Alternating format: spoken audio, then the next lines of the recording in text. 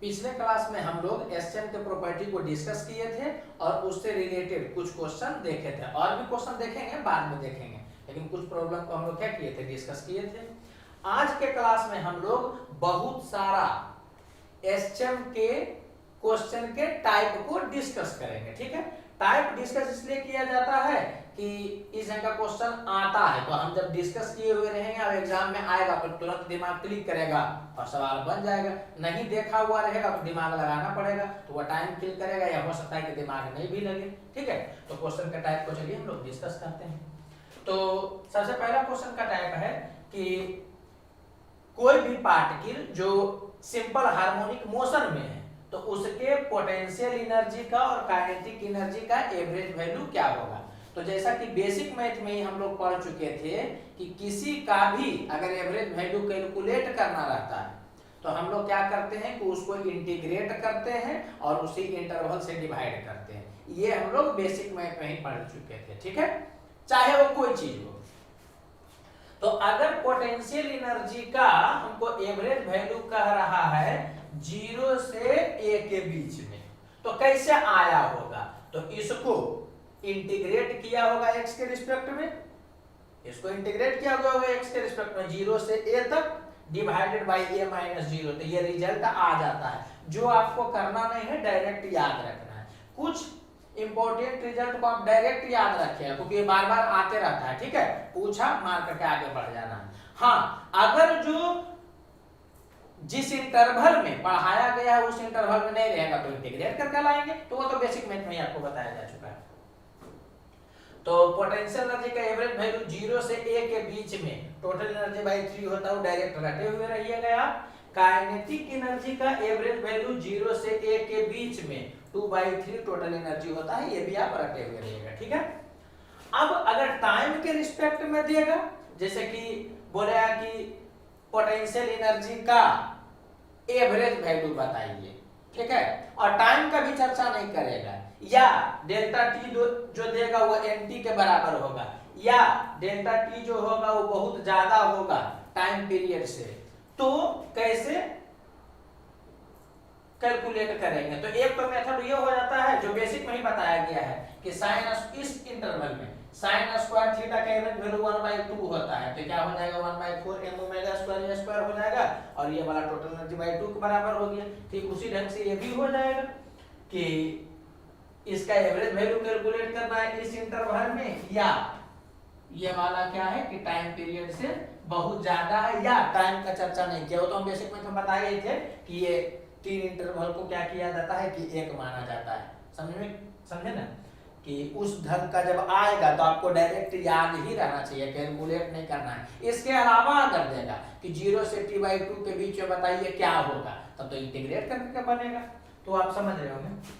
तो इसका भी हाफ हो जाएगा average value cos square theta का इस जोन में, तो ये भी हो जाएगा 1/4 m omega square a square, जो टोटल एनर्जी बाय 2 के बराबर होगा।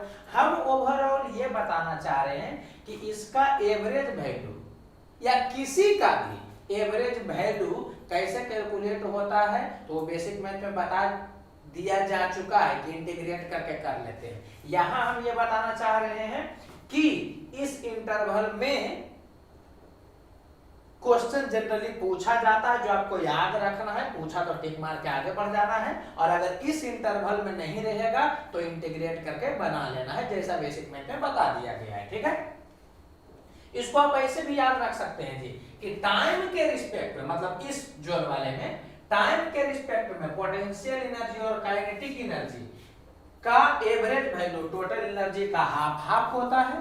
ठीक है, मैंने इक्वली बढ़ता है, और 0 से a के बीच में देखेंगे तो पोटेंशियल एनर्जी टोटल एनर्जी का 1/3 पार्ट लेता है और काइनेटिक एनर्जी 2/3 पार्ट लेता है। ये रटे हुए रहना है।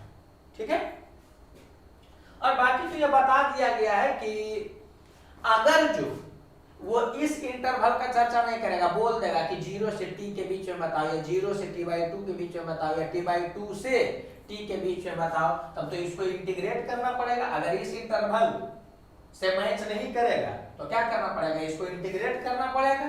तो इसका इंटीग्रेशन कैसे होता है, तो मैथ का बच्चा तो जानता ही है, बस केवल थोड़ा सा ये बता देना चाह रहे हैं कि इसको क्या कर दिया जाता है ना, खोल दिया जाता है। तो साइन स्क्वायर थीटा होता है ना 1 माइनस कोस 2 थीटा बाई 2, तो इसके जगह पर ये वाला पुट कर करके इंटीग्रेट कर दिया जाता है। वो पूछने का चांस बहुत बहुत बहुत कम है, ठीक है। तो आप इतना याद रखिएगा तो इसी से आ जाएगा। लेकिन हमको तो हर केस को बता देना है, तो वही बोल रहे हैं कि रेयर केस में, हम बोल रहे हैं रेयर एंड रेयरेस्ट केस में अगर इस इंटरवल से टाइम मैच नहीं करेगा तो इसको इस फॉर्मेट में खोल कर करके इंटीग्रेट किया जाता है। और अगर जो पोजीशन को बदलेगा, जैसे कि बोल देगा क्या कि पोटेंशियल एनर्जी का एवरेज वैल्यू बताओ a/2 से a के बीच में, तो हम तो वो याद नहीं किए, इसको कुछ करना नहीं, इसको x के रिस्पेक्ट में इंटीग्रेट करिएगा a/2 से a, और नीचे में हो जाएगा a माइनस a/2, और क्या होगा कि इंटीग्रेट करके ला लीजिएगा। तो आई होप बात आप तक पहुंच गया होगा, ठीक है। तो ये वाला याद रखना है, बाकी कुछ पूछेगा इंटीग्रेट होकर के बनेगा। अच्छा, एक चीज थोड़ा सा आप ध्यान दीजिएगा जो हम आपको बताने जा रहे हैं कि साइन पर पावर n रहेगा या कॉस पर पावर n रहेगा ना, तो इसका ओमेगा इक्विवेलेंट आपको n इंटू ओमेगा होता है, ये ध्यान रखना है। एक बार फिर से, sign to the power n होगा या cos two the power n अगर होगा तो इसका आपको पूछ सकता है कि टाइम पीरियड क्या होगा या फ्रीक्वेंसी क्या होगा। तो उसके लिए आप एक रिजल्ट ही याद रखिएगा कि sine omega t plus phi है, तो ओमेगा तो ये वाला होता था, लेकिन अगर पावर में n रहेगा ना तो इसका ओमेगा इक्विवेलेंट जो होगा ना वो n इंटू ओमेगा के बराबर होगा। तो आप समझ गए होंगे कि पावर में n होने पर ओमेगा इक्विवेलेंट n टाइम्स आता है, इसका मतलब फ्रीक्वेंसी भी n टाइम्स होगा। ओमेगा का वैल्यू होता है ना 2πfg, तो ओमेगा n टाइम्स हो गया तो फ्रीक्वेंसी भी n टाइम्स हो जाएगा।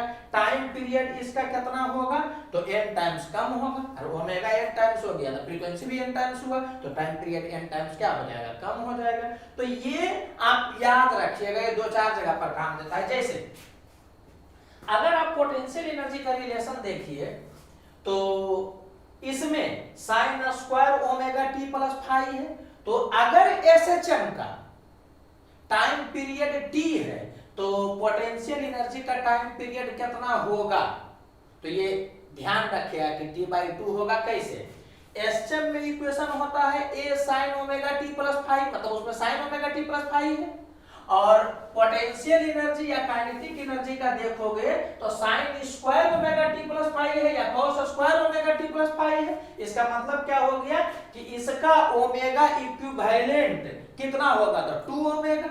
इसका मतलब जो एसएम का जनरल फ्रीक्वेंसी है उसके रिस्पेक्ट में पोटेंशियल एनर्जी का डबल फ्रीक्वेंसी होगा, और टाइम पीरियड क्या होगा, हाफ होगा। इसको आप डायग्राम से भी करके दिखा दे सकते हैं, ठीक है, कि पोटेंशियल एनर्जी जो होता है ना वो पूरे साइकिल में 2 बार रिपीट कर जाता है। माने अगर इस छोर से देखो, a से देखो तो -a/2 तक जाएगा और फिर कहां पर आएगा, सॉरी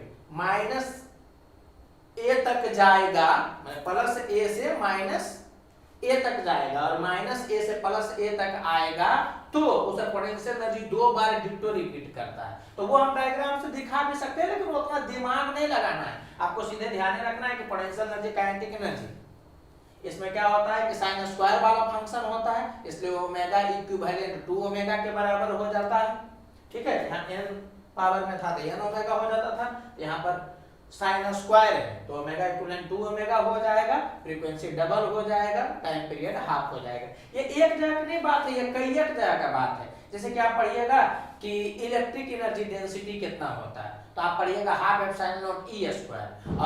अगर इलेक्ट्रिक फील्ड जो है वो साइन कॉस का फंक्शन है तो क्या हो जाएगा, ईएमएफ में पढ़ना है आपको, तो वहां भी क्या होता है कि ई स्क्वायर, ई है जो कि साइन का फंक्शन है, तो वहां साइन स्क्वायर का फंक्शन आ जाता है। तो जहां भी साइन स्क्वायर कॉस स्क्वायर इस टाइप का आएगा, समझ आ रहा है कि नहीं, तो आपको इस कंसेप्ट को यूज करना पड़ेगा।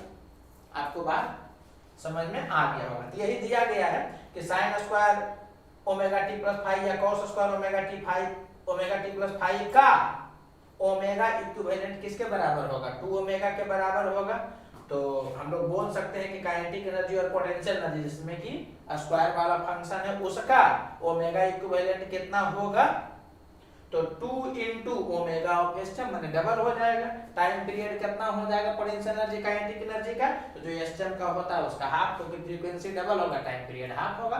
बात आप तक पहुंच गया होगा, ठीक है। ऐसे भी आप लोग इतना तो आप समझ ही रहे होंगे।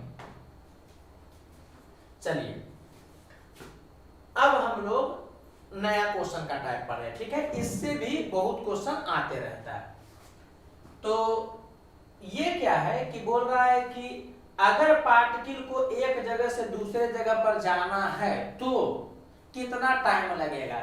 इसको डील करने का 4-5 मेथड है, ठीक है। एक बटरफ्लाई मेथड या फेजर डायग्राम से भी डील किया जाता है, एक इक्वेशन लिख करके भी डील किया जाता है, लेकिन हम उससे आपको बचाना चाह रहे हैं। तो हम आपको दो बेस्ट मेथड बताना चाह रहे हैं, समझिएगा। एक होता है फेजर वाला से और एक होता है इक्वेशन वाला से, ठीक है। तो वो दोनों को हम नहीं बता रहे, जनरली वही बताया जाता है, लेकिन उसमें क्या होता है ना, थोड़ा टाइम किल होगा आपका, तो उसको हम साइड करते हैं और आपको दो अलग मेथड बताते हैं, जिसमें एक मेथड तो बहुत स्मार्ट मेथड है, देख करके तुरंत बना दीजिएगा, जो इसके बाद हम बताएंगे। वो फेजर से ही निकलता है लेकिन बहुत काम का होता है। चलिए उसको हम लोग देखेंगे। क्या दिया हुआ है कि पार्टिकल को एक जगह से दूसरे जगह तक जाने में कितना टाइम लगेगा। जैसे कि आपको क्वेश्चन पूछ दिया कि कोई पार्टिकल एसटीएम में है तो वो अपने हाफ एम्पलीट्यूड से एम्पलीट्यूड तक जाना चाहता है तो कितना टाइम लगेगा, या हाफ एम्पलीट्यूड से मीन पोजीशन तक आना चाहता है तो कितना टाइम लगेगा, ठीक है। तो ये बात तो आपको समझ में आ गया होगा कि टाइम को आप लीनियरली तोड़ नहीं सकते हैं। क्यों? क्योंकि एसटीएम में जो भी रहेगा उसका स्पीड इस जगह पर ज्यादा रहेगा, इस जगह पर कम रहेगा। मीन पोजीशन के पास मैक्सिमम होता है वेलोसिटी, और उसके बाद जैसे जैसे इधर जाता है तो घटता है। तो ये तो समझ में आ गया होगा कि a/2 और a/2 में भी डिवाइड कर दोगे तो टाइम इक्वल नहीं लगेगा। ये आपको समझ में आ रहा होगा, ठीक है।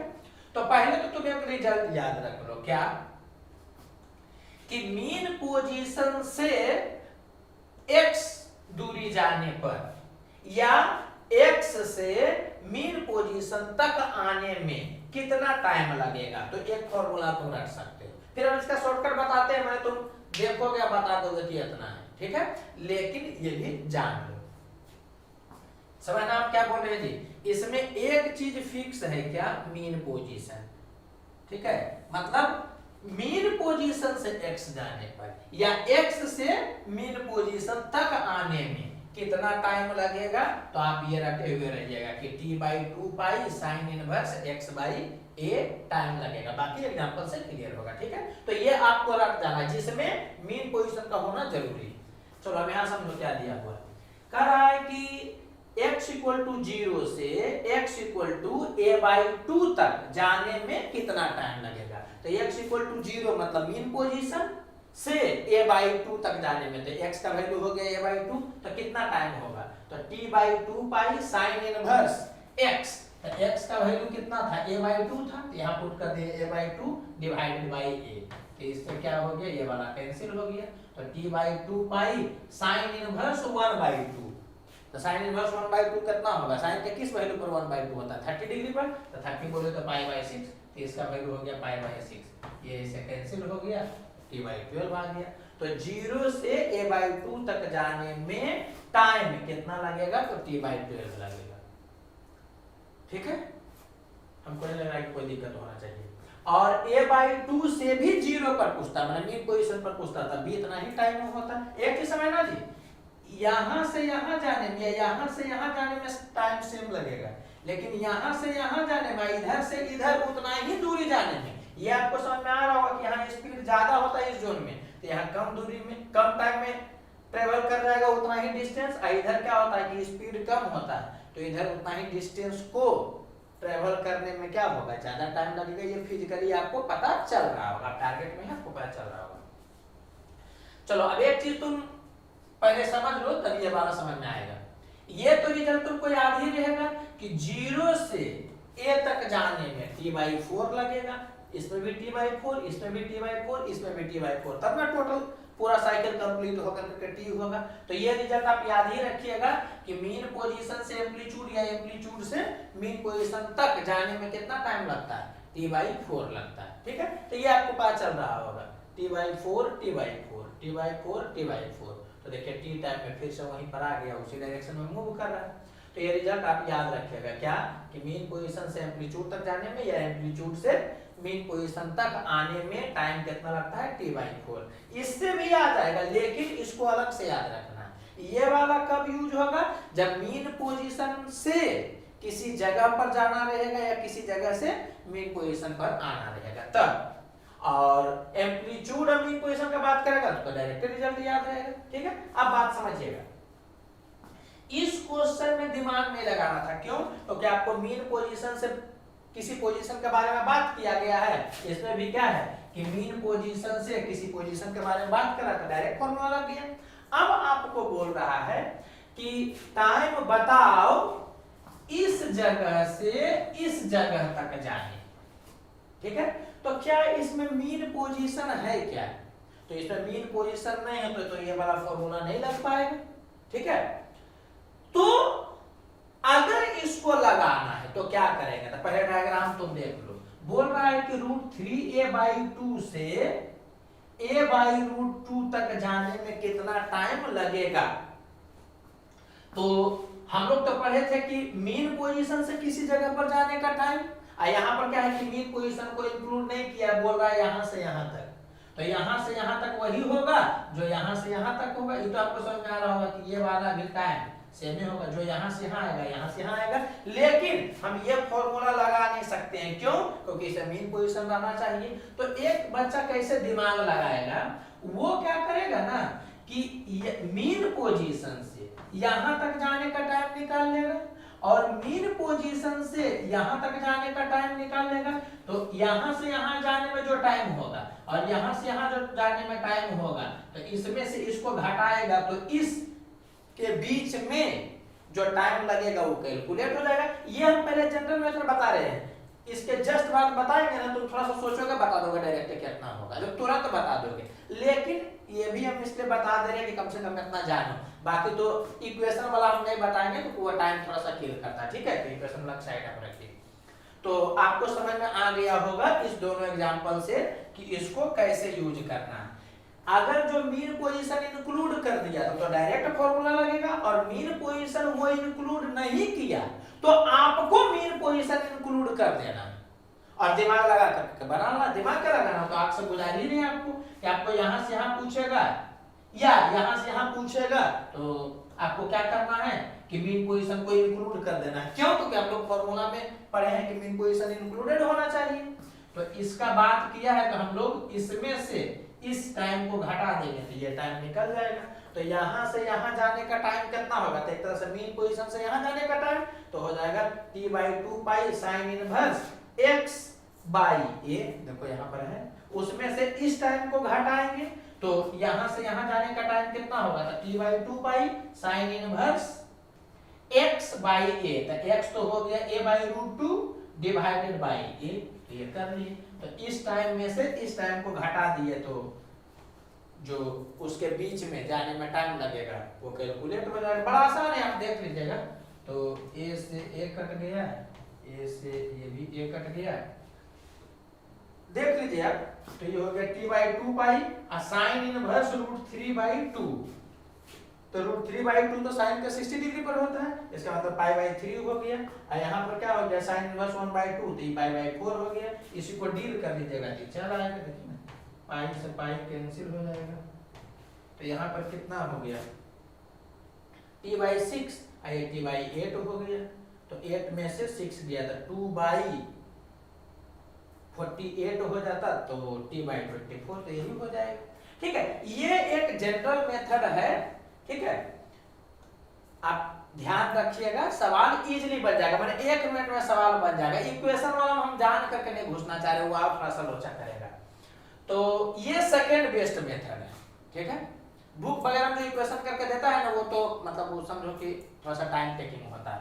तो ये वाला हम बताएं जो सेकेंड बेस्ट मेथड है, सबसे अच्छा मेथड इसके जस्ट बाद हम बता रहे हैं। तो ये भी आपको ध्यान रखना है कि मीन पोजीशन से किसी जगह पर जाने पर या किसी जगह से मीन पोजीशन तक जाने पर ये वाला फॉर्मूला यूज करते हैं टाइम इंटरवल कैलकुलेट करने के लिए। और अगर मीन पोजीशन को इंक्लूड नहीं करता है, किसी एक जगह से दूसरे जगह पर वो पूछता है, तो हम लोग अपना मन से मीन पोजीशन से उस दोनों को रिलेट कर करके ये वाला टाइप का करते हैं तो कैलकुलेट हो जाता है। ठीक है, तो आई होप बात आपको समझ में आ गया होगा। ठीक है, अब सबसे बेस्ट मेथड क्या है वो भी देख लेते हैं। ये बड़ा स्मार्ट मेथड है, इसका बहुत जगह पर हम लोग यूज करेंगे। ठीक है, मतलब इसका आप ये कहां से आ रहा है तो हम देखो लिख दिए फेजर डायग्राम से, लेकिन अभी तत्काल समझने के लिए प्रयास करो। फेजर डायग्राम तो पूरा विस्तार से आगे पढ़ना है एसटीएम में। ठीक है, एसटीएम बिना फेजर डायग्राम के बढ़ ही नहीं सकता, सुपरपोजिशन वगैरह सब कुछ में यूज होता है। ठीक है, अभी तत्काल आप क्या है कि कैसे ये आया है उसको आप साइड करिए और इस चीज को याद रख लीजिए। याद रखना बड़ा आसान है। a/2 तो 1/2 हो गया, तो साइन 30 डिग्री पर, तो साइन वाला देखिए आप यहाँ पर पुट कर दे सकते हैं। तो a/2 मतलब 1/2 तो 30 डिग्री, ये 1/√2 टाइप का हुआ तो 45 डिग्री, यहाँ √3/2 हो गया तो कितना हो गया 60 डिग्री, यहाँ a हो गया मतलब 1 हो गया तो 90 डिग्री। तो वो आपको याद रह जाएगा, इसमें याद करना नहीं है। तो उधर प्लस में है, इधर माइनस में आप बोल दीजिएगा। -1/2 है तो -30 डिग्री, -1/√2 है तो -45 डिग्री। तो साइन वाला फंक्शन ही आपको पता चल रहा होगा। ठीक है, a को हटा करके जो रहेगा ना तो साइन के जिस वैल्यू पर होगा वो वाला एंगल होगा। तो ये याद करने में थोड़ा भी दिक्कत नहीं होगा, याद नहीं करना बस समझ जाना। हमको याद तो नहीं, लेकिन क्या है कि आपको बोला है कि √3a/2 है तो समझ जाएंगे √3/2 साइन 60 डिग्री, इसका मतलब 60 डिग्री वाला। ठीक है, तो ये वाला आपको ध्यान में रखना है। और ये कहां से आ रहा है या ये फॉर्मूला कहां से है तत्काल अभी मत जानिए, वो आता है फेजर से। ठीक है, फेजर में क्या होता है ना, यूनिफॉर्मली एक पार्टिकल घूमते रहता है, वो हम बताएंगे कि काहे लगता है। ठीक है, एक्चुअली कहानी क्या है ना कि कोई भी चीज जो सर्किल में चलता है यूनिफॉर्म एंगुलर वेलोसिटी से, ठीक है, तो उसी का प्रोजेक्शन एक एक्सिस पर देखा जाता है तो वो एसटीएम होता है। वो हम डिस्कस करेंगे, अभी उसको दिमाग में मत डालिए। अभी तत्काल आपको ये जानना है कि एक जगह से दूसरे जगह पर जाने में अगर वो टाइम का बात करेगा, टाइम इंटरवल का बात करेगा तो कैसे बनाते हैं। तो एक मेथड तो आपको बताएं कि फॉर्मूला याद रहेगा मीन पोजीशन से किसी जगह पर जाने पर, तो वो डील कर लीजिएगा। लेकिन उससे बहुत अल्टीमेट मेथड ये वाला है, इसका यूज एक दो जगह पर और हम लोग करेंगे। ठीक है, तो ये आप याद रखिएगा कि अगर इस मेथड से आप क्वेश्चन को सोल्व करते हैं तो एक जगह से दूसरे जगह पर जाने में टाइम कितना लगेगा, तो t/2 इंटू डेल्टा थीटा लगेगा। ये आप अभी तत्काल रट जाइए, उसका एक्सप्लेनेशन दिया था, लेकिन हम जानबूझ कर कभी एक्सप्लेनेशन फेजर से नहीं दे रहे। समझ आ रहा है कि नहीं, कि पाचला की वो उसमें हौच पौच हुआ तो तुमको यही नहीं बनना, तुमको पहले ये समझ आना कि हाँ ऐसा रहता तो ऐसा बना लेते, बात खत्म। तो अगर एंगल वाला कंसेप्ट से तुम बनाओगे, ठीक है, जो बनाना है तुमको एंगल वाला कंसेप्ट से, तो ये ध्यान रखना है कि टाइम इंटरवल कितना होगा, तो t/2 into delta theta. Delta theta होगा कि एक जगह से दूसरे जगह जाने में कितना वो एंगल कवर किया। ठीक है, बाकी एग्जांपल से क्लियर होगा, बोलने से क्लियर नहीं होगा। आपको क्वेश्चन दिया है कि किसी पार्टिकल को मीन पोजीशन से a/√2 तक जाना है, तो ये तो फॉर्मूला हो जाता t/2 साइन इनवर्स x/a, क्योंकि मीन पोजीशन से यहां तक जाने का बोल रहा है। लेकिन अगर इससे बनाइएगा तो और जल्दी बन जाएगा। कैसे, मीन पोजीशन का चर्चा किया है, इसका मतलब 0 डिग्री के बारे में बोला, मीन पोजीशन मतलब 0 डिग्री, और a/√2 तो समझ में आ रहा होगा 1/√2 माने 45 डिग्री।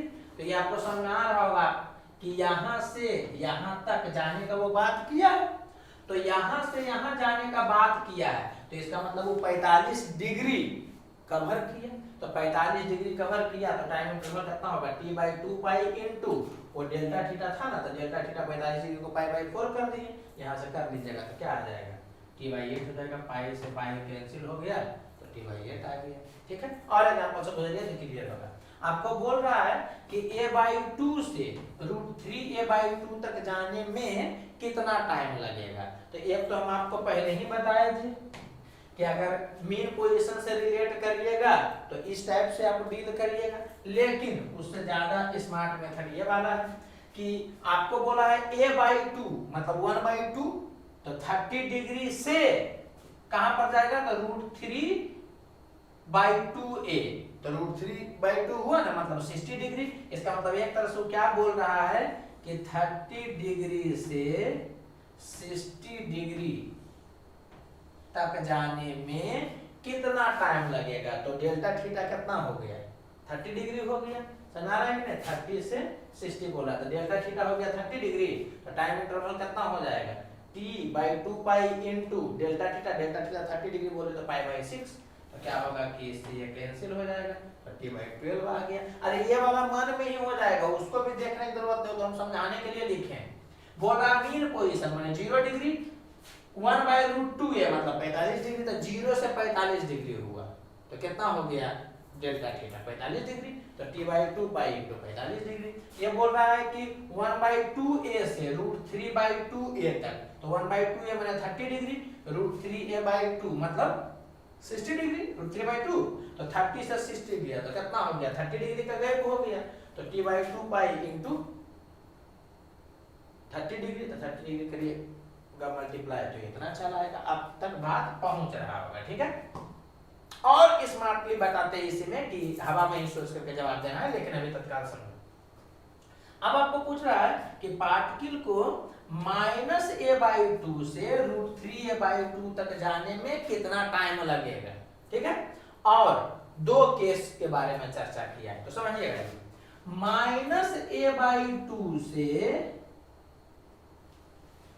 √3a/2 तक जाने में कितना टाइम लगेगा। इसका मतलब यहां से यहां पर अगर पार्टिकल ऐसे चल रहा है तो इतना एंगल वो ट्रेवल करेगा, ठीक है। तो यहां पर है -30, तो -30 से 0 जाएगा तो 30 डिग्री हुआ, और 30 डिग्री तो इतना में हो गया, और ये वाला कितना है 60 डिग्री। समझिएगा, आपको बोल रहा है कि -a/2 से √3a/2 तक जाने में कितना उसको टाइम लगेगा। अब बोल रहा है पार्टिकल इधर चल रहा है, ठीक है। तो पार्टिकल अगर इधर चल रहा है तो यहां से यहां जाने में उसको 30 डिग्री एंगल कवर करना पड़ेगा, और यहां से यहां पर आने में उसको कितना एंगल कवर करना पड़ेगा 60 डिग्री कवर करना पड़ेगा। तो यहां से यहां आने में ये बात तो समझ में आ रहा होगा आपको कि उसको 90 डिग्री एंगल कवर करना पड़ेगा। तो 90 डिग्री एंगल कवर करना पड़ेगा तो हो जाएगा t/2 पाई इनटू 90 डिग्री पाई/2, तो कर लीजिएगा तो चल आएगा, ठीक है। अब ये पूछ रहा है कि -a/2 से √3a/2 तक जाने में कितना टाइम लगेगा अगर पार्टिकल इस डायरेक्शन में चल रहा था। तो इस डायरेक्शन में चल रहा था तो पहले तो यहां से यहां तक उसको जाने में कितना एंगल कवर करना पड़ेगा, तो -30 से -90 है, इसका मतलब 60 डिग्री चल करके वो यहां पर पहुंचेगा। अब क्या है कि यहां से यहां आए और यहां से यहां आए तभी ना वहां पहुंच पाएगा, ठीक है। इसमें क्या था कि इधर ही चल रहा है तो यहां से यहां पहुंचेगा, यहां से यहां पहुंचेगा, डेल्टा थीटा कैलकुलेट हो जाएगा। इसमें क्या है कि इधर चल रहा था, पहले यहां से यहां पहुंचेगा, फिर यहां से यहां पहुंचेगा, फिर यहां से यहां पहुंचेगा। तो यहां से यहां आने में 60 डिग्री हो गया, और यहां से यहां आने में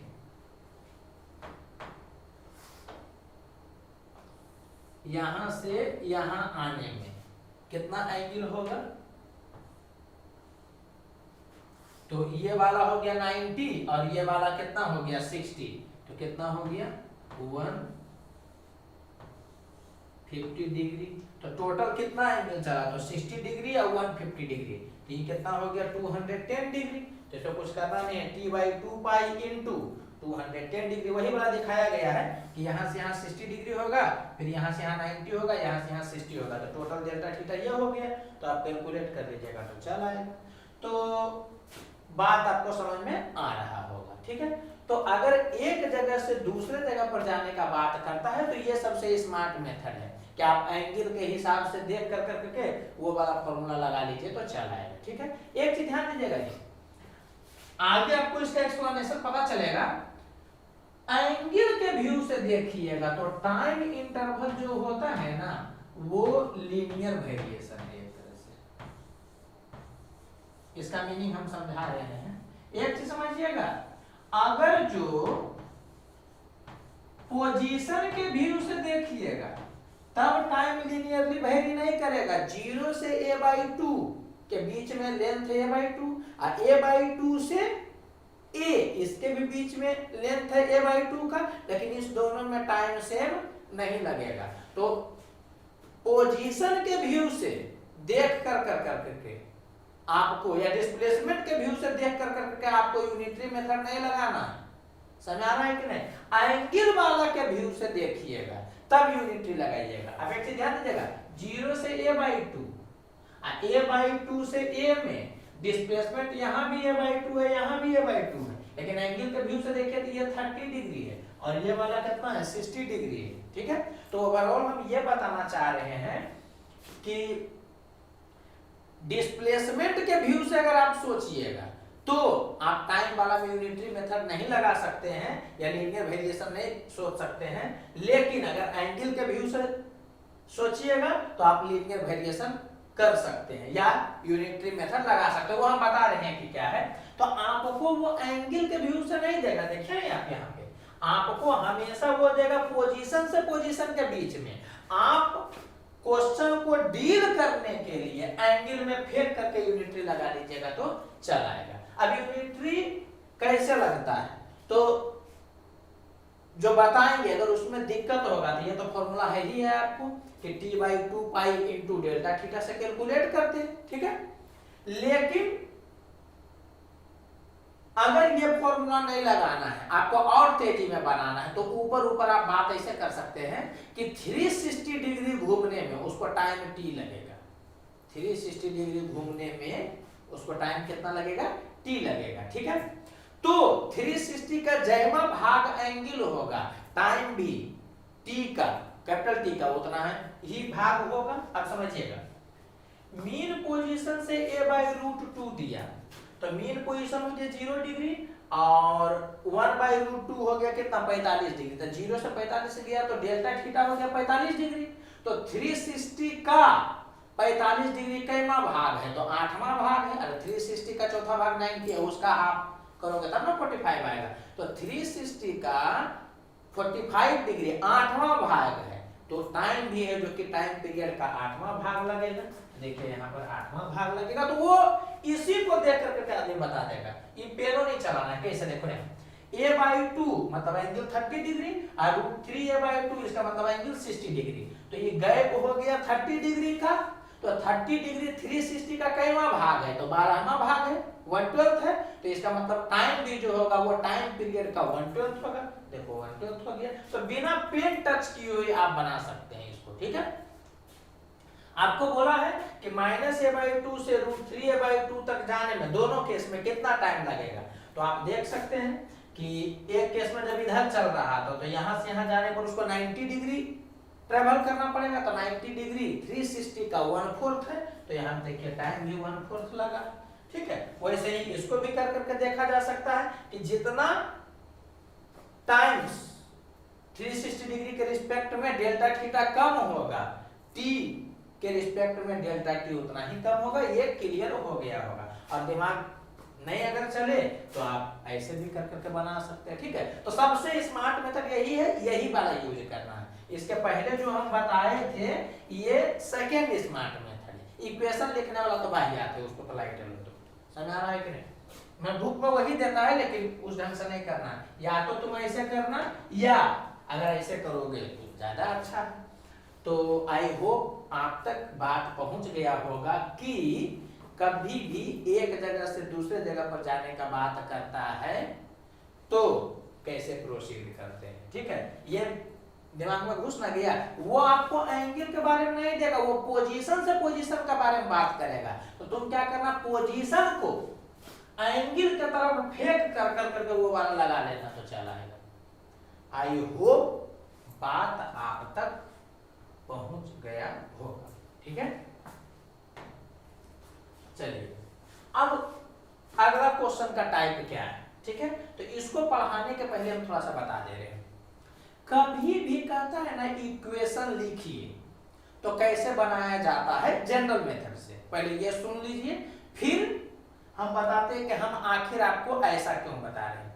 जैसे कि अगर आपको क्वेश्चन दे दिया कि पार्टिकल a/2 पर है और मीन पोजीशन से दूर जा रहा है, या पार्टिकल t=0 पर a/2 पर है और मीन पोजीशन के तरफ आ रहा है। ठीक है, तो जनरल मेथड क्या होता है ना कि पहले इक्वेशन तुम लिख दो, तो कितना मानोगे x = a sin omega t + phi, ये माना जाता है। ठीक है, पार्टिकल कहीं भी रहेगा तो एक जनरल मेथड, ये मेथड नहीं, बुक वाला मेथड क्या बोलता है कि पार्टिकल कहीं भी रहे, किसी भी डायरेक्शन में चलते रहे। ठीक है, पहला काम क्या है कि आप मान लीजिए कि x का value a sin omega t + phi है। फिर क्या है कि पोजीशन के हिसाब से आप क्या करिए, फाई का वैल्यू कैलकुलेट करिए। अब फाई का वैल्यू ये वो नहीं आएगा, 2-3 को आएगा। फिर क्या करिए कि उसको डिफरेंशिएट करिए, माने पोजीशन को डिफरेंशिएट करके वेलोसिटी लाइए। समझ आ रहा है कि नहीं? और फिर उस वेलोसिटी में भी आप डाटा पुट करिए और रिजल्ट लाइए, और ये दोनों से क्या किया जाता है कि मैच कराया जाता है। हम केवल इसलिए ये बात बोल दी है कि तुमको वो बात कोई बताए तो तुमको ऐसा नहीं लगे करे सर हमको नहीं बताया। हम इसलिए नहीं बता रहे हैं ना कि उस ढंग से करोगे तो थोड़ा सा तो टाइम ज्यादा लगेगा, क्योंकि पोजीशन को सेटिस्फाई करो और वेलोसिटी के डायरेक्शन को भी सेटिस्फाई करो, तो 2 बार तुमको सेटिस्फाई करना पड़ेगा, 2 बार इक्वेशन लिखना पड़ेगा, और उसमें भी ट्रिगोनोमेट्री का क्या है कि तुमको नॉलेज होना चाहिए अच्छा से, तब है जो कि बनेगा। नहीं नॉलेज रहेगा तो जैसे मान लिया कि बोल दिया कि साइन 120 डिग्री, ठीक है, अब तुम सोचने लगे कि नहीं मतलब ये हम बोलना चाह रहे हैं कि बोल दिया कि साइन थीटा का वैल्यू 1/2 है, तो अब तुम सोचने लगोगे कि थीटा है 30 डिग्री, तो समझ में आ रहा है, अगला कौन होगा, तो पता चला कि तुम्हारा दिमाग खराब होने लगेगा। ठीक है, ठीक है, हम लोग को क्या है कि पता रहता है कि इधर से चलो इधर से चलो, इधर से 30 ऐसे करेगा तो 150 डिग्री आ जाएगा। तो ओवरऑल हम बस ये बताना चाह रहे हैं ना कि इसमें हम 3-4 कंडीशन इसलिए याद करवाते, याद भी नहीं करना, वो देखोगे तो ध्यान रह जाएगा, ताकि सवाल तुरंत डील हो, मतलब विदिन 1 मिनट सवाल डील हो जाए। ठीक है, तो जनरल मेथड क्या होता है उसको हम छोड़ दे रहे हैं, और एक तो बहुत स्मार्ट मेथड होता है, वो हम जान के नहीं बताते हैं फर्स्ट लेवल में। एक तो होता है क्या कि बोलेगा पार्टिकल यहाँ पर है, इस डायरेक्शन में इस डायरेक्शन में चल रहा है, तुम देखोगे थोड़ा मैंने सोचोगे 5 सेकेंड और उसके बाद रिएक्शन लिख दोगे, लेकिन हम वो भी नहीं बता रहे हैं फर्स्ट लेवल के कारण। तो पहला जो बुक में देता है वो हम इसलिए नहीं बता रहे हैं कि वो टाइम टेकिंग है, आप बनाइएगा फंसिएगा। सबसे स्मार्ट मेथड जो है वो इसलिए नहीं बता रहे हैं कि हो सकता है कि उसमें भी आपसे गलती हो जाए, तो ये इसलिए बता रहे हैं कि 1 मिनट में बन भी जाएगा सवाल और आपका दिमाग ठंडा भी रहेगा। ठीक है, तो इसमें एक चीज ध्यान दीजिएगा जी, कभी भी इक्वेशन कहेगा लिखने के लिए, आते रहता है क्वेश्चन, इक्वेशन लिखने के लिए कहेगा तो उसके लिए आप 2-4 चीज पहले याद रखिएगा जो बड़ा आसान है। ये वाला जो है वो मीन पोजीशन है, तो मीन पोजीशन t=0 पर, हम t=0 का बात कर रहे हैं, t=0 पर मीन पोजीशन पर है, उस डायरेक्शन में चल रहा है, तो इक्वेशन लिखाता है x = a sin omega t, और t=0 पर मीन पोजीशन पर है, इस डायरेक्शन में चल रहा है, तो इक्वेशन लिखाता है -a sin ओमेगा t। ये याद रखना है आपको। एक बार फिर से, मीन पोजीशन पर है और t=0 पर और उधर चल रहा है, तो equation a sin omega t होता है, ये ध्यान रखना है।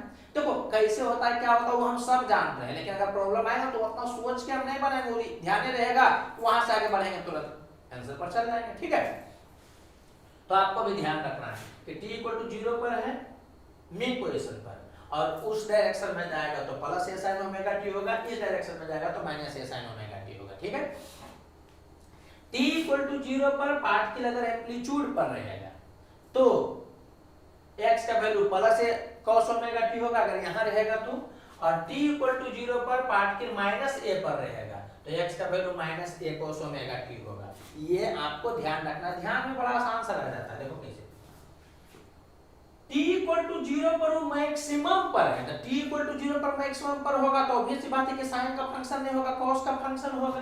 तो ये वाला ध्यान रह जाएगा आपको। अरे बड़ा आसान है यार, मीन पोजीशन पर t इक्वल टू 0 पर, तो t इक्वल टू 0 पर 0 है, ये तब ये पॉसिबल है जब साइन थीटा हो।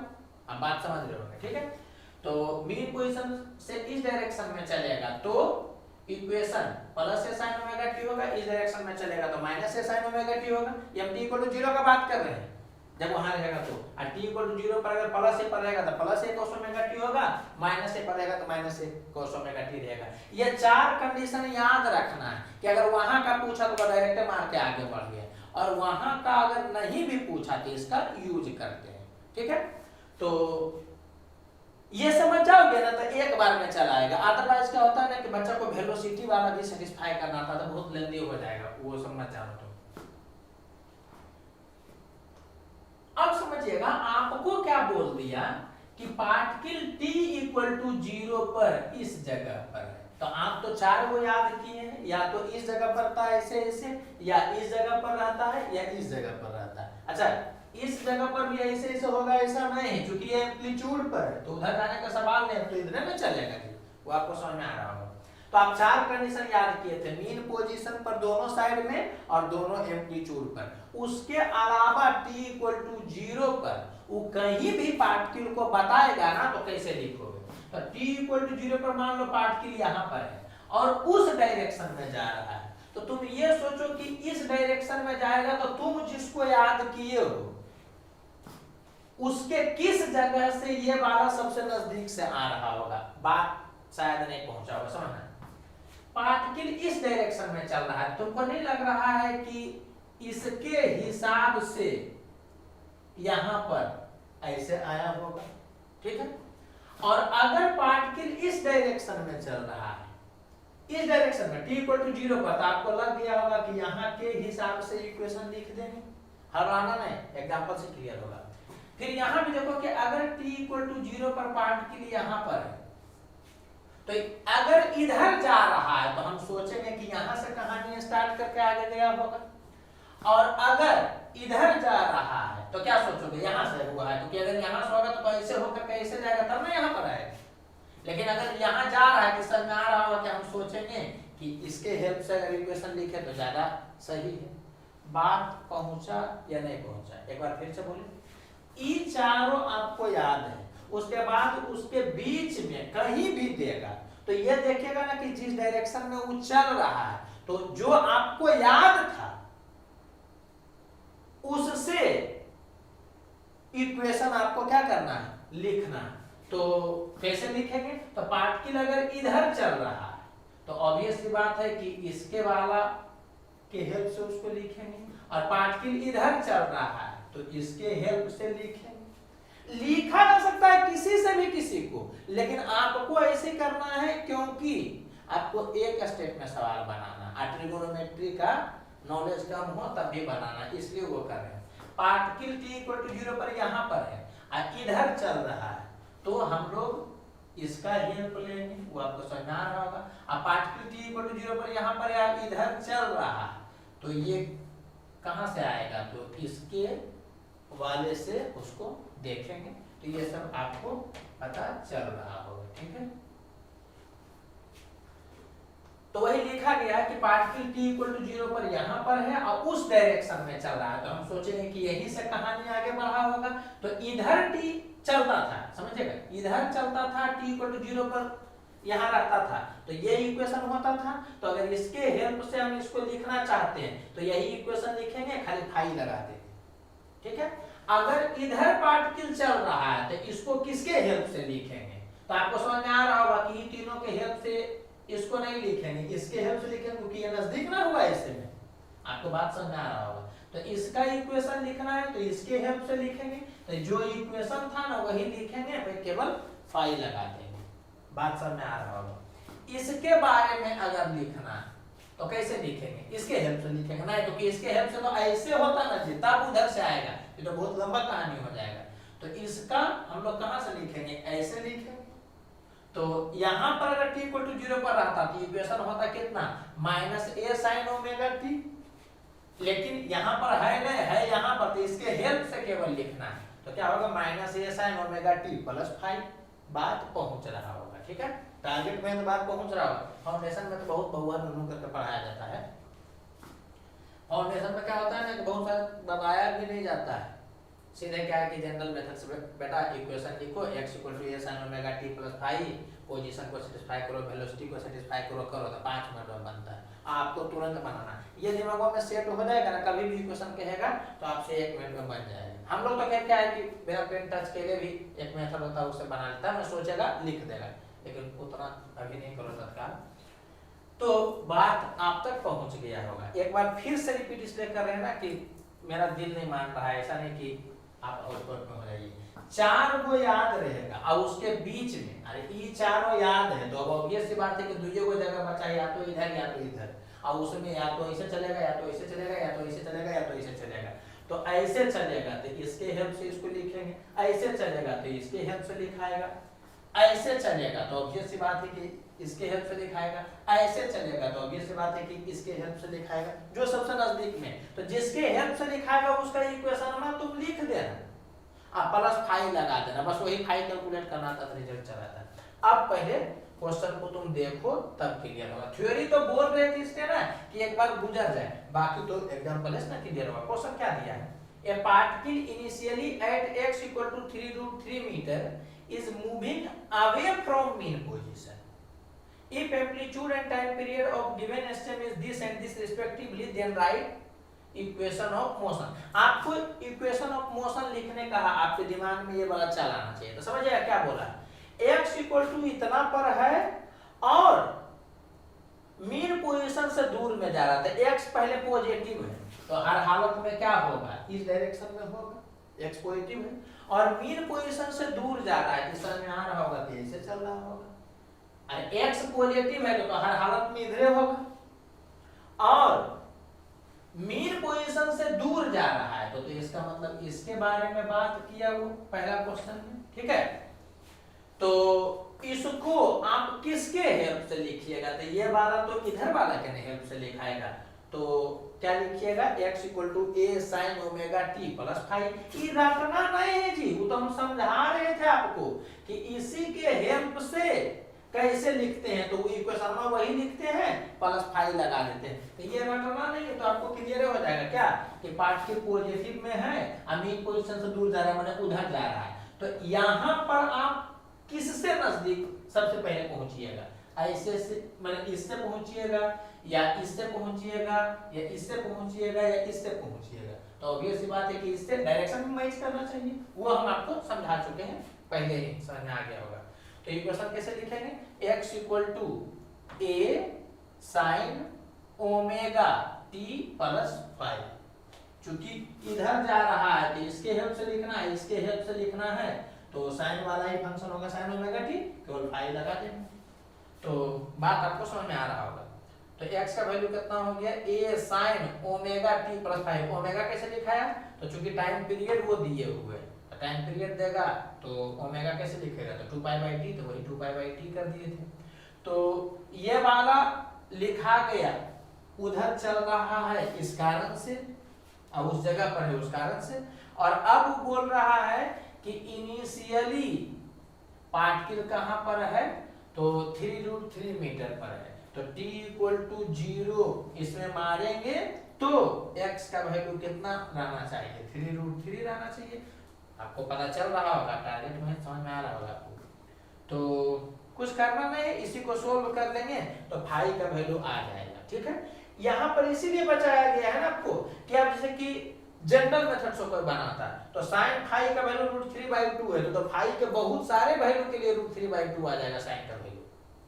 तो आपको इसलिए ये मेथड बता रहे हैं कि साइन फाई का वैल्यू इतना आ गया तो 90 से कम वाला ही एंगल जो होगा उसको पकड़िएगा, तो फाई का वैल्यू 60 डिग्री आ गया, इसको इसमें मार दीजिए। तो इक्वेशन कितना बन गया, 6 sin 2πt प्लस 60 डिग्री। तो ये वाला देखिए इक्वेशन आ गया, ठीक है।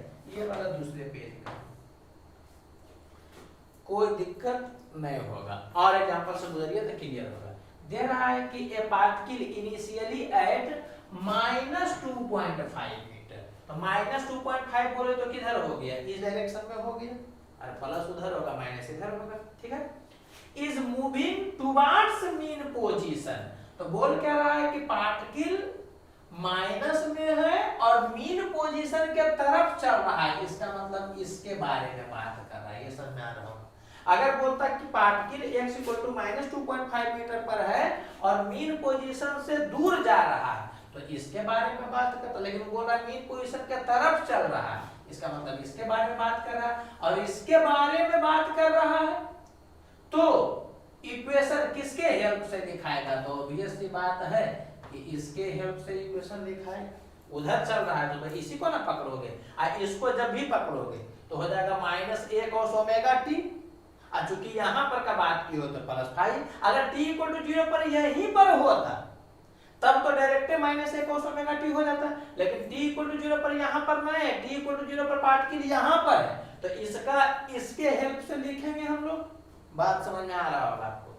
तो इक्वेशन क्या हो जाएगा, तो x = -a, चूंकि इसका लिखना है तो इसके हेल्प से लिखेंगे, तो -a cos ओमेगा t, और चूंकि इस जगह पर है तो +5 कर दिया, अगर इसी जगह पर रहता तो 5 लिखने का जरूरत नहीं, क्लियर हो रहा होगा, ठीक है। ये हम एकदम कॉम्पिटिटिव अप्रोच बता रहे हैं कि ऐसे करके कर लीजिए, ठीक है, जो आपसे पकड़ा सके पहला लेवल में।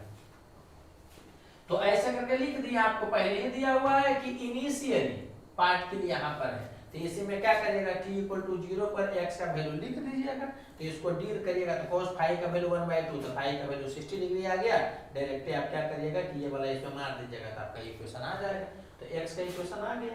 अच्छा, आपको पूछ रहा है कि वेलोसिटी का भी इक्वेशन बताओ, वेलोसिटी का इक्वेशन एक बार में नहीं लिखोगे, इस बात का ध्यान रखना, पोजीशन का इक्वेशन कैसे लिखाता है ये सिखा दिया गया है, फिर उसी को डिफरेंशिएट कर दोगे तो वेलोसिटी का इक्वेशन आ जाएगा, तो इसी को डिफरेंशिएट करेगा तो वेलोसिटी का इक्वेशन आएगा। एक्सीलरेशन का भी इक्वेशन कहता लिखने के लिए, तो पोजीशन का लिख करके वेलोसिटी, वेलोसिटी का लिख करके फिर एक्सीलरेशन पर पहुंच जाते, तो बात समझ में आ रहा होगा।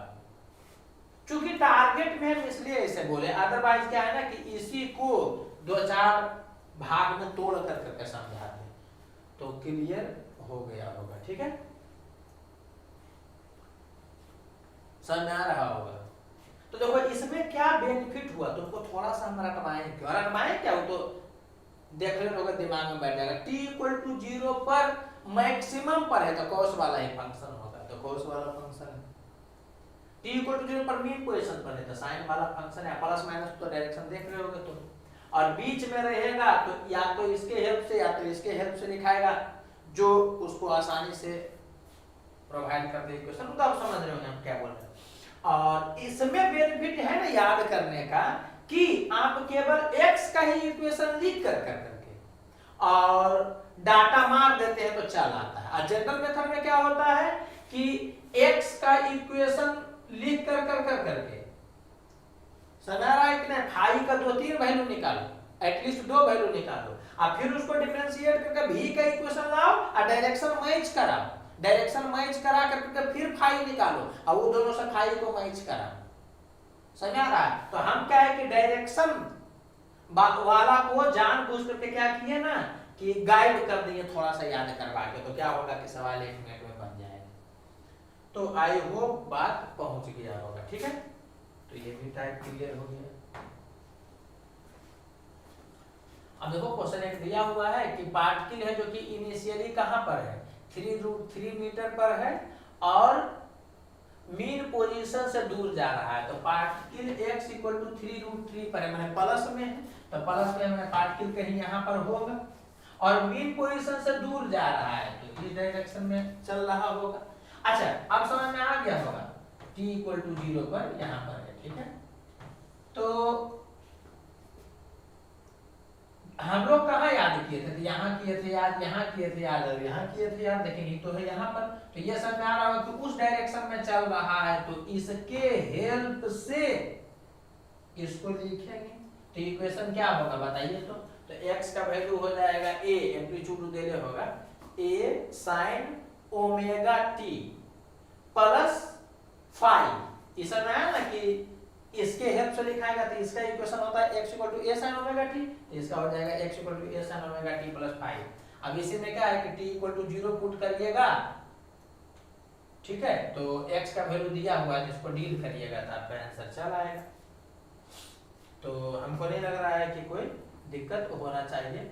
और आपको पूछ रहा है क्या कि पोजीशन ऑफ पार्टिकल बताइए कहाँ पे, 1/12 सेकेंड पर। अच्छा बात समझिएगा जी, कभी भी आपको वो इक्वेशन नहीं दे, समझना, इक्वेशन नहीं दिया, किसी टाइम में वो पोजीशन पूछे तो ये समझ जाना है आपको कि पहले इक्वेशन निकाल लेना है। इक्वेशन निकल गया, अब उसी में क्या करिएगा कि टाइम मारिएगा, चलेगा। एक बात समझना, तुम इक्वेशन जो लिखोगे वो t इक्वल टू 0 वाले कंडीशन से लिखोगे, ठीक है। अब जिस टाइम में वो पूछेगा तो इक्वेशन ला लोगे t इक्वल टू 0 वाले के हेल्प से। अब इसमें जो टाइम मारना है तो उस टाइम में वो क्या करेगा कि पोजीशन दे देगा।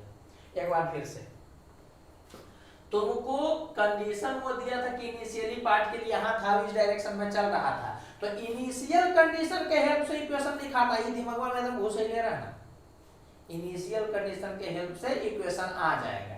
और जब इक्वेशन आ गया तो इक्वेशन आने का क्या मतलब है कि टी टाइम में पार्टिकल कहां पर है, तो ये इक्वेशन बताएगा, तो बाकी का जो टाइम देगा उसको मारोगे तो वो आ जाएगा। तो आई होप समझ में आ गया होगा। ये क्वेश्चन इसीलिए दिया गया था कि किसी भी टाइम में आपको पोजीशन पूछे तो आपको उस टाइम के हिसाब से इक्वेशन नहीं लिखना है, इनिशियल कंडीशन के हिसाब से इक्वेशन लिखना है और उसमें वो टाइम मारना है, तो आपको चलाएगा, किसी भी टाइम में चलाएगा। तो बात पहुंच गया होगा, ठीक है। एकदम प्योर कॉम्पिटिटिव क्वेश्चन है जी, ये सब बैठिएगा दिख जाएगा आपको बना करके।